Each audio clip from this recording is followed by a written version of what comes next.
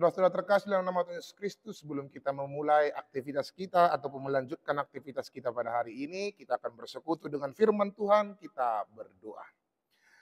Kasih karunia dan damai sejahtera daripada Allah Bapa dan dari anaknya Yesus Kristus menyertai kamu sekalian. Amin. Firman Tuhan pada renungan harian hari ini 12 Juni 2024 diambil dari 1 Timotius pasal yang pertama ayat yang ke-15, demikianlah firman Tuhan. Perkataan ini benar dan patut diterima sepenuhnya. Kristus Yesus datang ke dunia untuk menyelamatkan orang berdosa. Dan di antara mereka, akulah yang paling berdosa. Di hatapatak didok, haposan jala sadok tau jalo odo hataon. Nungaro Kristus Yesus tu portibion. Peluahon akka pardosa. Sian akkaido au na parjolo.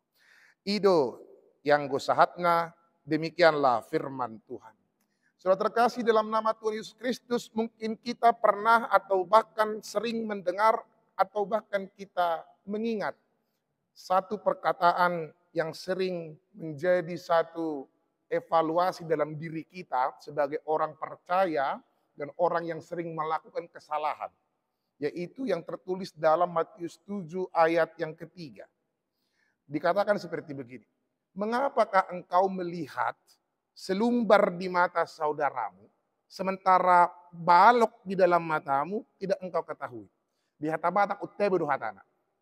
Buasa mabola silba-silba di mata nidonganmu di wereko, alay nangguna sapi yang di matami didok, di simalolongi, nasudi idaho.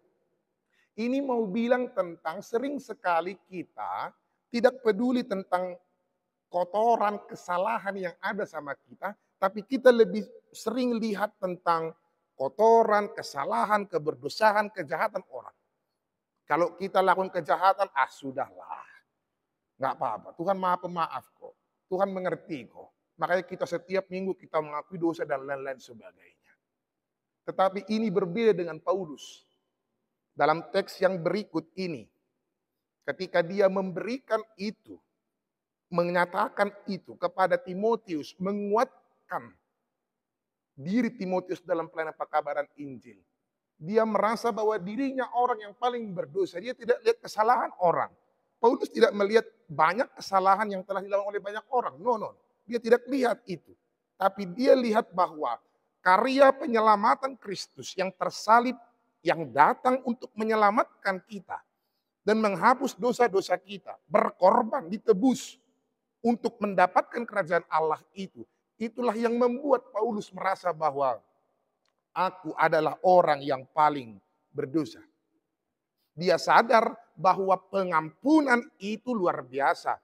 Kedatangan Kristus itu mau menyatakan bahwa itu harus dihargai, itu harus dihidupi dengan perbuatan yang baik. Dia tidak pernah melihat bahwa siadunan dona masalah.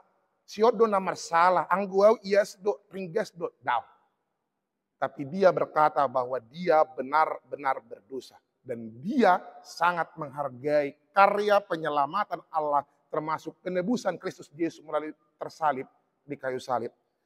Saudara terkasih dalam nama Tuhan Yesus Kristus, nats ini mau membimbing kita, menogu-nogu kita, untuk mengevaluasi diri kita. Bukan hanya melulu berkata bahwa orang lain salah, kita benar. Bukan hanya melulu berkata bahwa orang lain punya kekurangan, kita punya kelebihan. No. Tapi dalam setiap kelemahan dan kelebihan yang kita punya, kita harus menjadi orang pertama yang mengatakan, Tuhan, aku adalah orang yang engkau kasihi, aku adalah orang yang penuh dengan dosa. Maafkan aku, ampuni aku, tolong aku menjalani kehidupan ini. Itulah bagian dari menghargai kehadiran Kristus di tengah-tengah dunia ini. Saudara terkasih dalam nama Tuhan Yesus Kristus. Penghargaan atas kehadiran Allah melalui anak Yesus Kristus ke dunia ini bukan karena kita rajin bergereja, bukan karena kita rajin pertanian saja, bukan karena kita rajin memberi, bukan kemudian kita itu juga bukan melegitimasi bahwa sudah kita pelit saja, nggak usah gereja, nggak usah memberi, tidak, no. Itu tidak melegitimate kedua hal itu. Tetapi kita melakukan hal yang baik, bergereja, memberi, Bersekutu dengan orang-orang percaya adalah ketika kita mampu untuk lebih banyak mengalahkan keduniawian kita daripada memperluas keduniawian kita. Maka sadarilah kita penuh dengan kekurangan. Nggak perlu lihat kekurangan orang lain. Hahurangat tambah juta tidak. Gudang dudusa, nadi asi idohita. Kita diberi belas kasihan. Itu makanya ada lagu ku diberi belas kasihan. Maka sadarilah kekurangan kita, datanglah kepadanya. Dia datang untuk menebus kita, menyelamatkan orang-orang yang berdosa. Dan dia benar-benar memberikan pengampunan. Sekarang, apakah pengampunan itu kita hargai dengan mengurangi intensitas keduniawian kita? Atau kita hanya menganggap sepele itu? Terus melakukan keduniawian kita, melupakan dia, bahkan lebih melihat kekurangan orang lain. Selamat berevaluasi diri. Selamat mengakui kekurangan dan keberdosaan kita di hadapan Allah. Amin. Kita berdoa. Terima kasih Tuhan yang maha baik untuk berkat-Mu dalam kehidupan kami. Dalam firman-Mu hari ini kami diajarkan untuk benar-benar mengakui kekurangan kami, keberdosaan kami.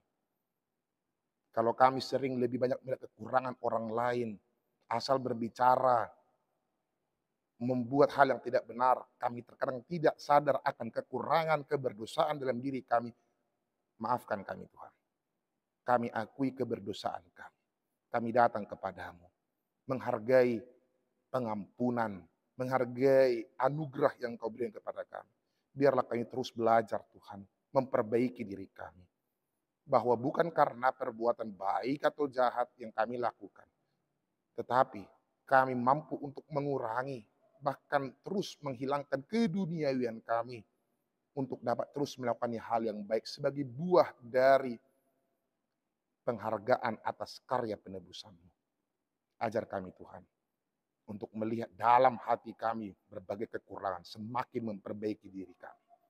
Tuhan yang maha baik, berkati para jemaat-Mu, para perhaleru-Mu dimanapun mereka berada, tangan pengasihan-Mu yang senantiasa membimbing mereka. Bagi yang sedang sakit, Engkau sembuhkan, Engkau kuatkan Tuhan.